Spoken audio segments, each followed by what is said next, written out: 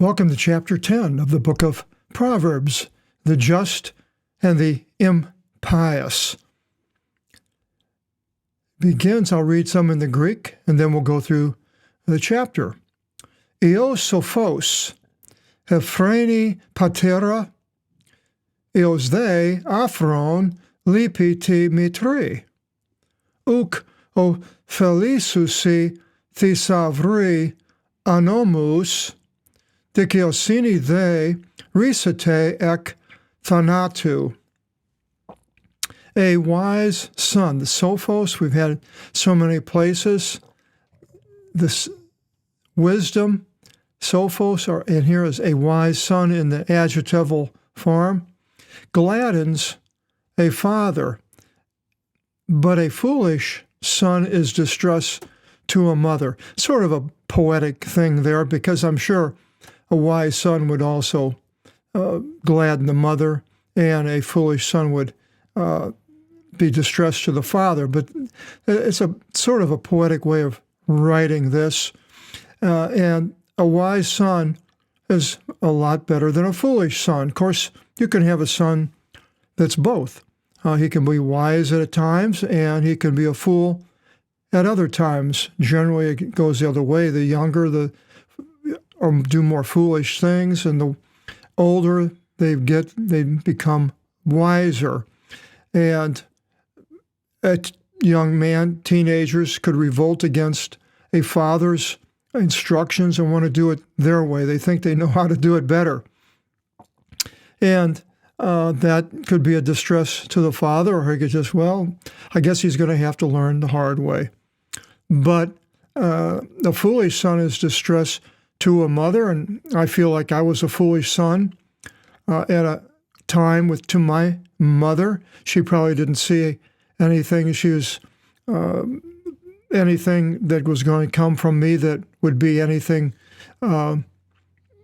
anything more than, I don't know what you would call the not hoping for the best for your child, but you hope for the best, but you don't necessarily expect it. My mother ironed for many years, ironed with an iron clothes to send me to a Lutheran grade school and high school, and made the money, and where I learned the Bible. But then I walked away from God for 13 years, which I'm sure didn't make her very happy. But then I did come back, and she saw that, and I started going to that mega church I mentioned, which was wonderful, thousands of people, and she was going to this Lutheran church that had maybe 25 people there, and all in their 70s and 80s, pretty dull. Pastor was making a lot of money off of these people and kept it going, though. And she had a hard time with me going to seeing this other church other than staying as a Lutheran church, which she ended up investing in, sort of, with the 8 years of grade school, 4 years of high school, and 3 years of a university. And so, but she never did get to see what I was doing with the Apostolic Bible. Hope she'll see it someday and realize that possibly everything wasn't a foolish waste on me. I have to bring that up here because of I hate to keep bringing stories about my life, but I suppose I do. I hope I don't seem like this is all about me. It's not. But I find myself to be a good, what's it called, a reflection of different things that are spoken, good and bad, in the Bible. It continues in 2, treasures shall not benefit the lawless, but righteousness shall rescue from out of death. Now here we have from now on quite a few of these places where it'll say one thing, and then the semicolon will show the difference, and then the second part is another possibility or an opposite sometimes. So treasures or money shall not benefit the lawless. So if you've received your money by stealing, theft, burglary, or whatever, it'll just slip through your fingers eventually and doesn't benefit you at all. All you do is a lot of evil things. Can get caught and go to jail and get hurt and doing the act get killed sometimes, but righteousness shall rescue from out of death. And if you're in a bad space, you might be going to face death of some sort. Being righteous towards God, God will deal with that situation, I believe, for a positive outcome to happen to us in His will. The Lord, Kyrios, will not famish a just soul. So now, I'm sure there's a lot of people that were just, that were in famines, places that had a hard time getting food and in war and so forth. But this is basically the ideal of what God will do. He will not famish a just soul, but the life of impious ones He will prostrate. Now, there's a lot of impious people I don't see prostrated either, but this is the ideal that Solomon is writing. Poverty humbles a man, but the hands of the vigorous enrich. And I see a lot of people, no, I don't see a lot of people, but some people say because of crime is because of poverty. And I tell them, no, I think it's just the opposite.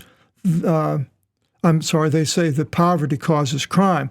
And I say, oh, it's just the opposite, that crime causes poverty. Poverty, it humbles a man because you're poor and not doing well. But the hands of the vigorous enrich. Now, basically what it's talking about here is work versus not doing anything, just being poor and not working. But it could be somebody that is also very rich. A son, but it says a son being corrected will be wise. But to the foolish one, he shall be treated as to a servant. And it makes me think of the Duke of Windsor. He was a King Edward VIII, and he was king for about a year. He gave up the throne to marry a divorcee, American divorcee, who has been married twice. And his father thought that when he died and the son became the king, he wouldn't last very long. The father was completely correct. And this man, after he gave up the throne, he just went into being pretty much what they call a vacuous individual, nothing inside of him. He just wanted to wear nice clothes and be a fashion statement and going to parties and having people see him and so forth. Pretty sad. So the foolish one will be treated as to a servant. And so basically he was shunned by the royalty, English royalty, from then on. Verse 5, an intelligent son is preserved from sweltering heat, but destruction by the wind comes at the harvest to a son who is a lawbreaker. Again, the ideal. Now, there's a lot of people intelligent that are not preserved from sweltering heat, have a hard problem with it, but the idea is the preservation of an intelligent person that's walking with God compared to one who's a lawbreaker who will be destroyed at an inopportune time, the harvest. The wind comes and destroys the harvest. They're not able to reap the harvest. Same with the lawbreaker. He's never able to reap what God had planned for him from his being in the womb. A blessing, eulogia, eulogy, of the Lord is upon the head of a just one. And a blessing, and we all want that. But the mouth, or a mouth, of the impious ones, he covers with untimely mourning. And the mourning would, something bad happening that would cause a person to be in the mourning, death and so forth, bad health. Remembrance of a just one is with commendation. People remember a just man, somebody who was good, with commendation. Name bridges, buildings, areas, streets after that person.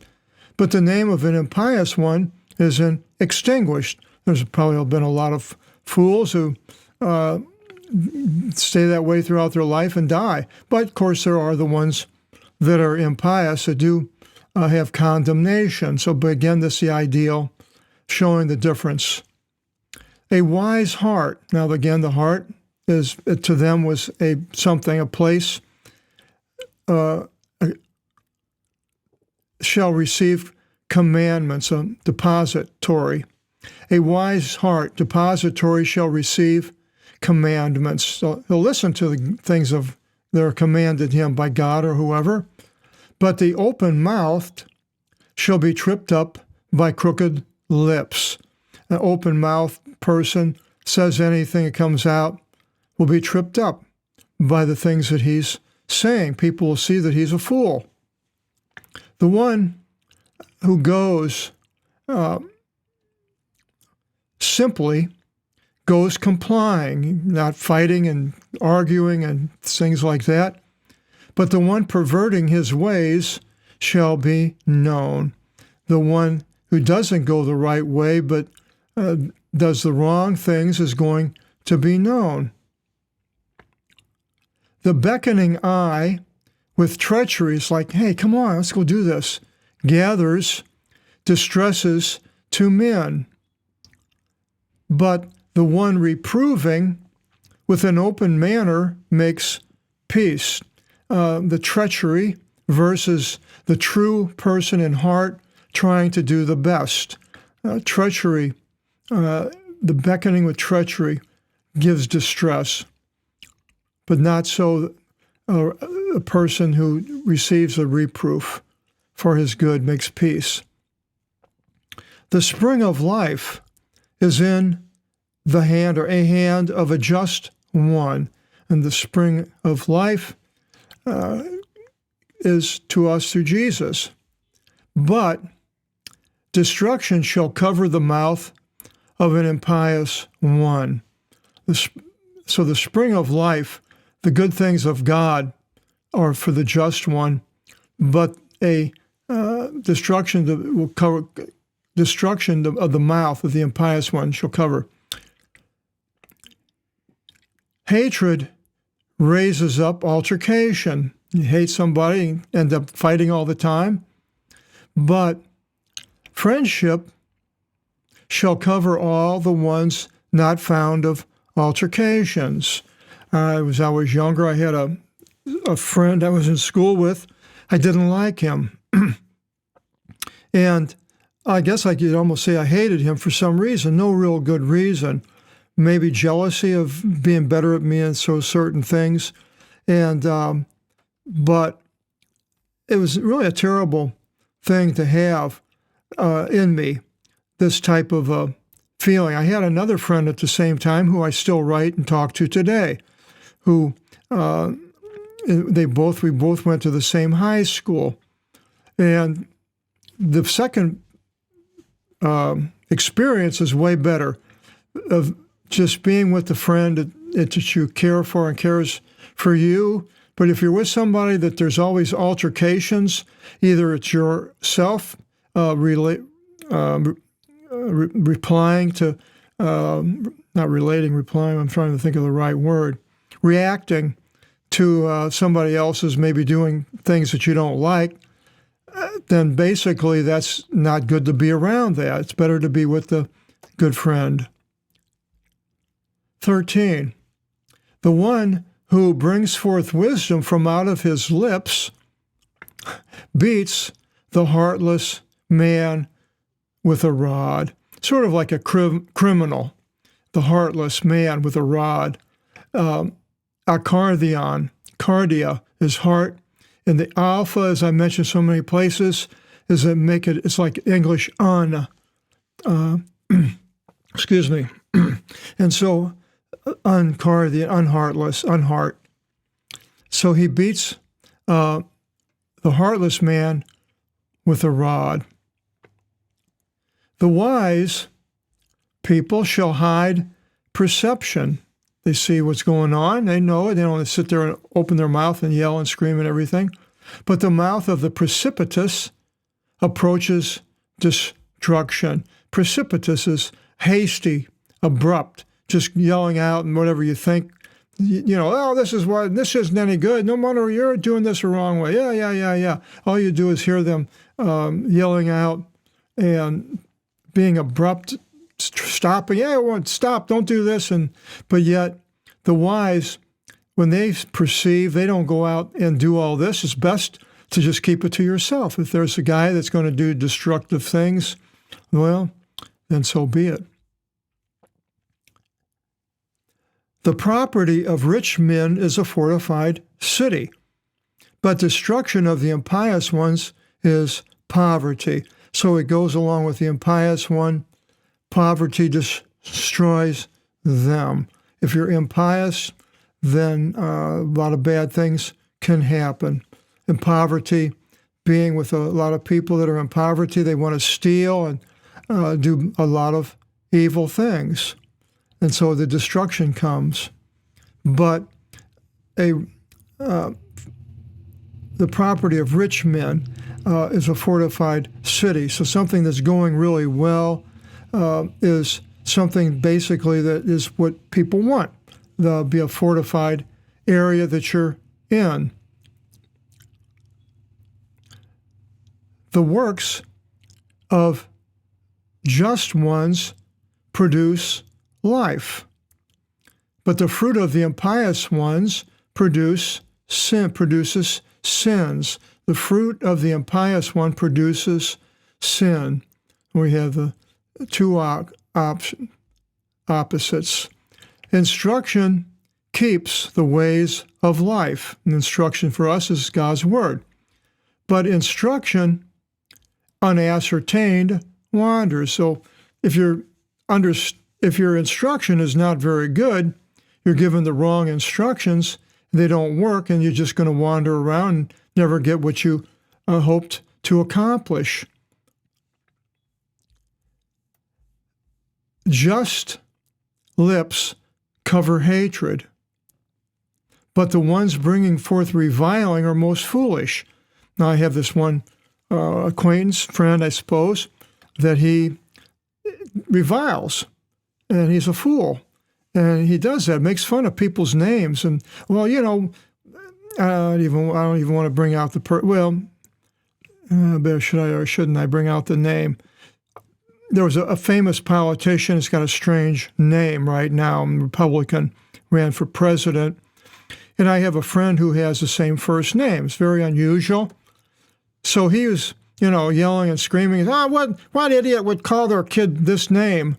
And I'm thinking, well, I know other people that use that name. He's reviling. I go to the coffee shop, a lot of Christians, they're just so-and-so. He reviles all the time. And I don't like it. I try to get away from it. But just lips cover hatred. And that's what I'd like to think of. I'm just. I would like to think that what I'm saying with him, when I do see him, would just be something that would be the opposite. It would be good, bringing out the best. From out of many words you shall not flee from sin, but sparing of your lips you will be intelligent. So sin, a lot of things going on, many words, hard to flee from sin. But sparing your own lips, not saying too much, you will be intelligent. The tongue of a just one is silver being purified. Now, it's a figure of speech, of course, but the heart of an impious one shall fail. The lips of the just ones have knowledge of high things, God, spiritual things, but the foolish ones come to an end with lack. Ignore God, can end up with nothing.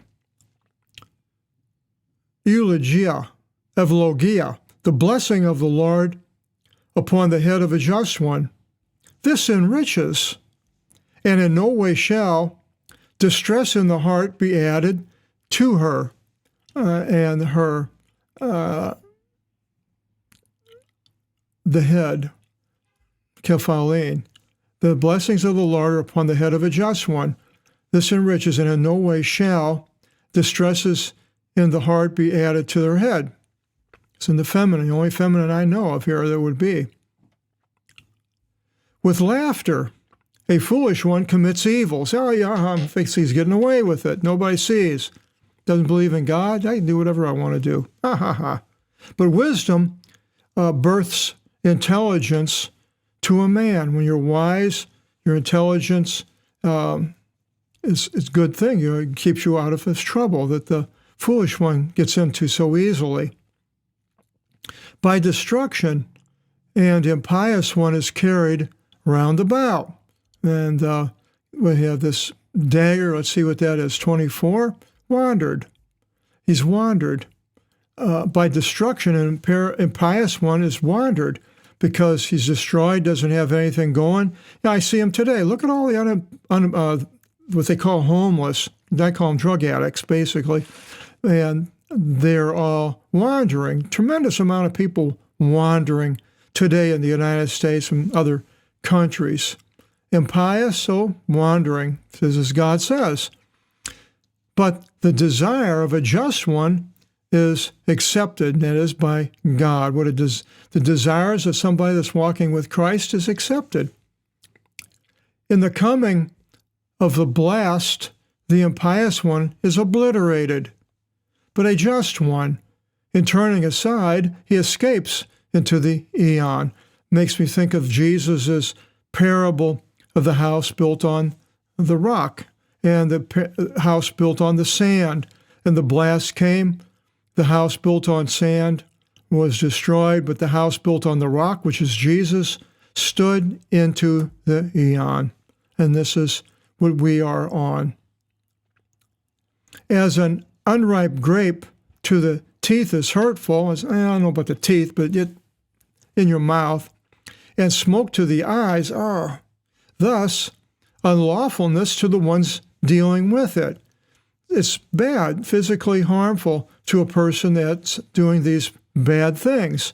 You end up harming yourself and causing all kinds of problems. So much easier to bow your knee to Jesus Christ, have him come into your life and change everything.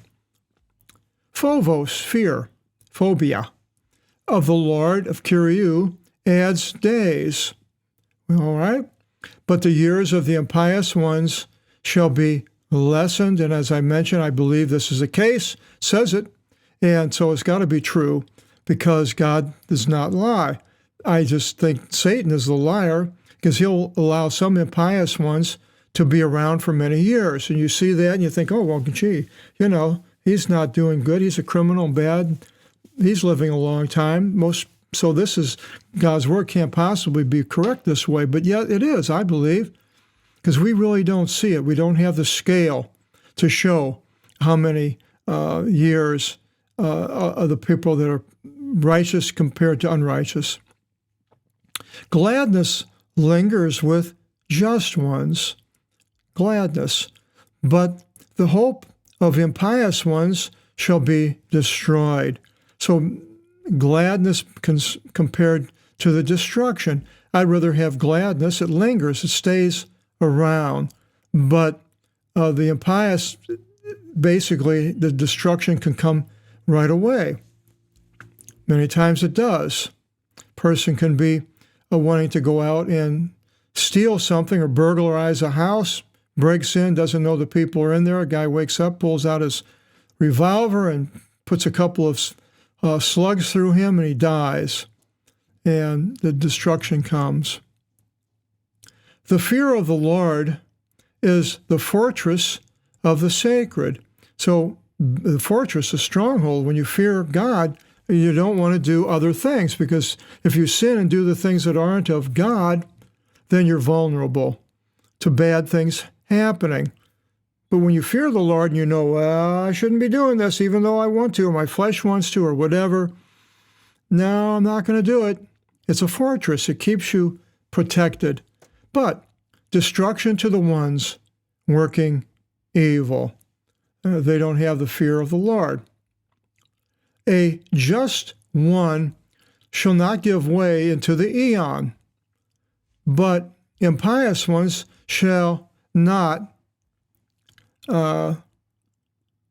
live on the earth, living a long life and short on the earth. The mouth of a just one drops wisdom, a figure of speech, what he's speaking. But the tongue, which is part of the speaking process, the mouth, the tongue of the unjust one shall be totally ruined. Both have mouths, unjust and the just, and the one will have wisdom, and the other will be totally ruined.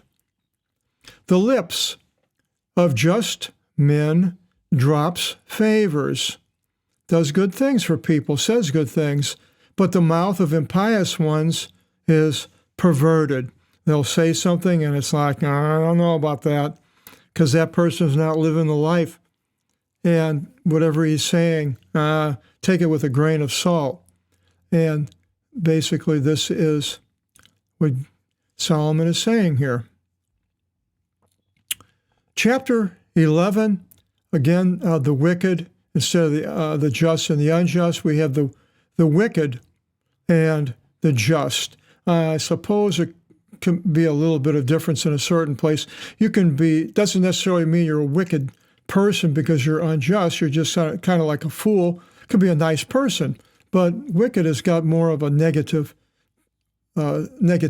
to the word. We'll find out about this in our next video seminar, and I hope you join us. And until then, God bless.